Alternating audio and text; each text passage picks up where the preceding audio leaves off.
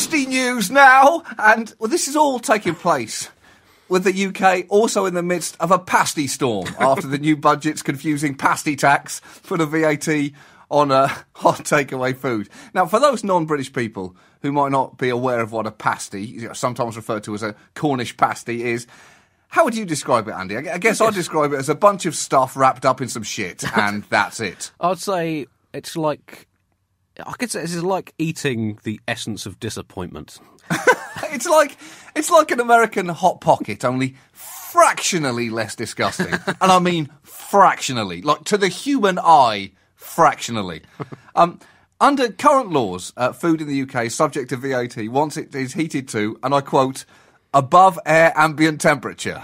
Now, what more delicious way of describing preparing food, Andy, is there than warming it up to above air ambient temperature?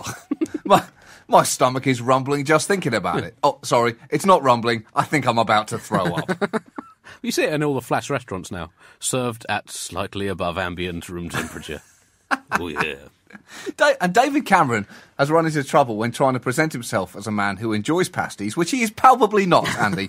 Everything about him screams, I do not eat pasties. His hair, his voice, his background, everything screams. The only time I ate a pasty was when we were given one at school during a lesson on what being poor tastes like. Again, Andy, it can be hard to understand any of this if you're not British. The fact that our class divide is so broad that it even incorporates foodstuffs.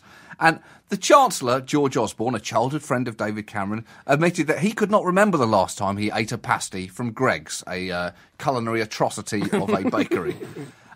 In response to this entirely unshameful admission, he was accused of having lost touch with the public, while Labour MP John Mann called him the Marie Antoinette of politics, happy to let the public eat cold pasty. Wow. Well, at least the French peasants got offered cake, Andy. Hypothetical cake, not cold pasties. Marie Antoinette offered them cake and they beheaded her.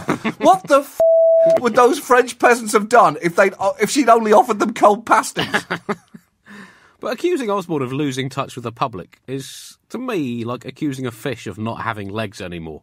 If he did ever have touch with the public, it is so far back in the evolutionary history of the Osborne family that the last known Osborne to have had it is currently on display in the fossils section at the Natural History Museum.